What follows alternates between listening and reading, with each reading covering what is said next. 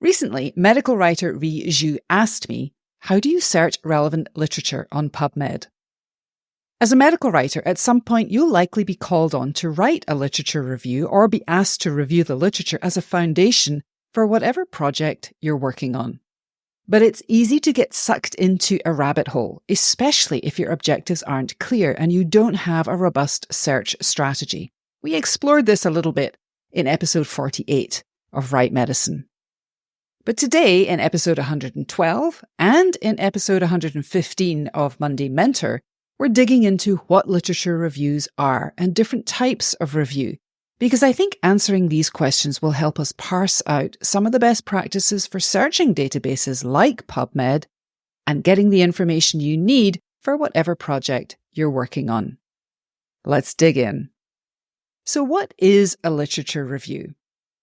Well, a lit review is a comprehensive overview and a critical analysis of the published research on a particular topic. This is a very broad definition. Lit reviews involve summarizing what's known and unknown about a topic, but goes beyond summarizing the literature. A good review usually synthesizes the available research to identify patterns, gaps, and new insights that help us to think critically about that topic. And lit reviews also provide context for research, whether we're talking about clinical or biomedical research, research to support a quality improvement intervention, or research to support a grant application in continuing medical education. But lit reviews don't come in only one flavour. They vary in methodology, rigour, and depth, depending on the type of project that you're working on. Why do a literature review at all? In medical writing in general, lit reviews can be valuable because they help you see where your project fits into a scholarly or research conversation. Lorelei Lingard, a researcher on communication and collaboration in healthcare teams and a professor of medicine at the University of Western Ontario, puts it this way.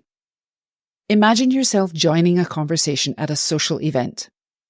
After you hang about eavesdropping to get the drift of what's being said, this is the conversational equivalent of the literature review, you join the conversation with a contribution that signals your shared interest in the topic, your knowledge of what's already been said, and your intention.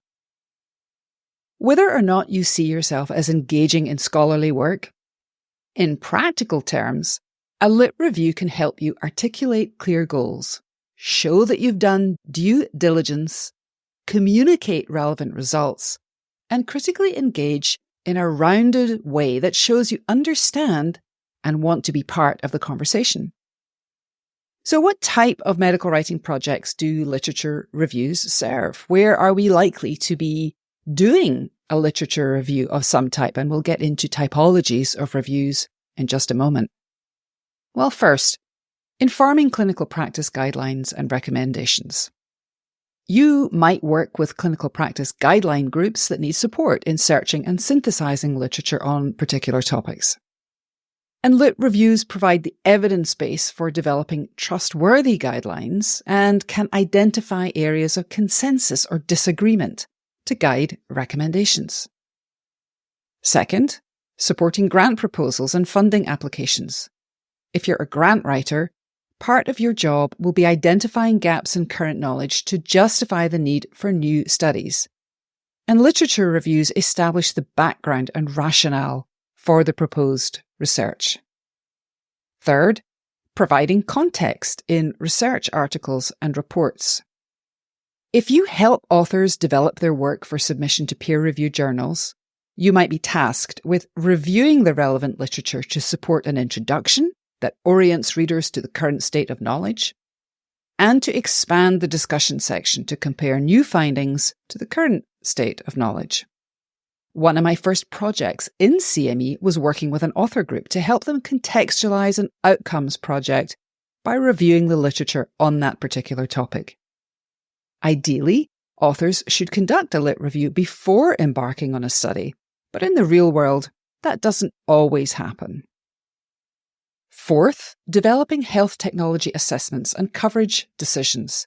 If you work in the fields of health technology assessment or coverage decisions, Lit reviews are essential for synthesizing evidence on the safety, efficacy, and cost-effectiveness of medical interventions to inform policies on coverage and the appropriate use of technologies. Fifth, creating educational materials and content. In continuing medical education, if you're working on a grant proposal or a landscape assessment, Lit reviews are valuable to curate the latest research findings on a disease state or therapeutic area or patient experience as the foundation for designing education that will update health professionals. 6. Informing patient decision aids and shared decision-making.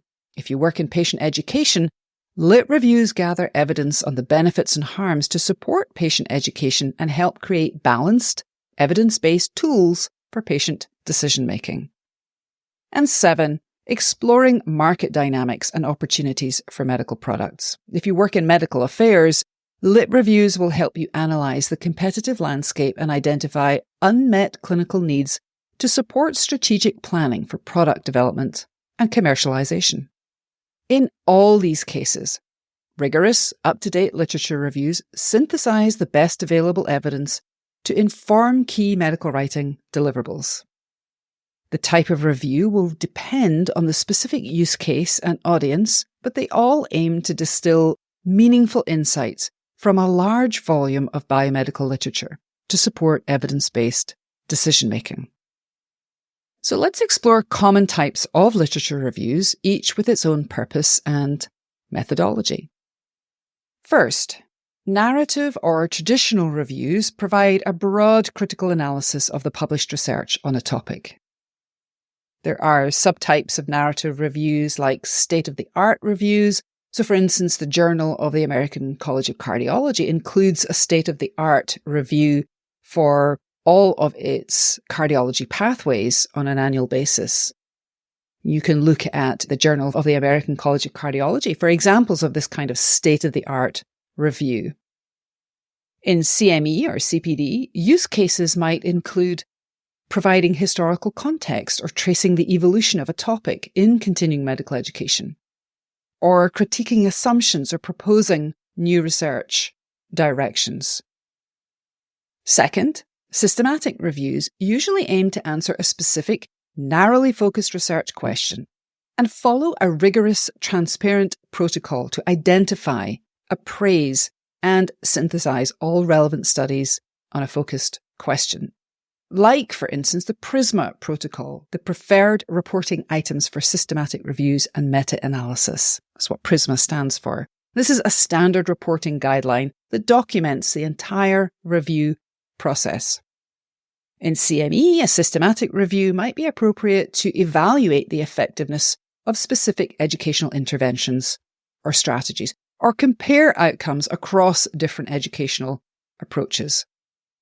Third, scoping reviews aim to map the extent, range, and nature of research activity in a field or a topic. Scoping reviews often include not only the peer-reviewed literature, but also the grey literature, expert commentary, and often social and behavioural sciences insights as well. In continuing medical education, a scoping review might be appropriate to identify gaps in knowledge or practice to inform CME interventions. I've worked on several of these types of scoping reviews for various clients. They could also be used to provide background and rationale for educational interventions, or to explore the full scope of a topic, including not only clinical factors that drive practice and performance gaps, but also behavioural and contextual factors.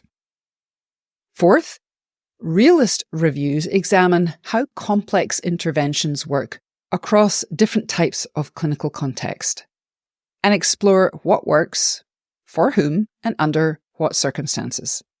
In CME, a realist review might be appropriate to understand the contextual factors influencing the success of CME interventions. And there are several examples of this type of review in the Journal of Continuing Education in the Health Professions.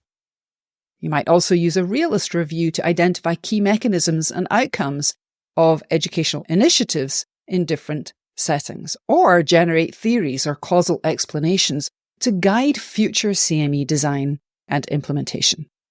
And there are many other types of literature review, including meta-analyses, integrative reviews, and more. And I made you a typology table that you can download from the show notes.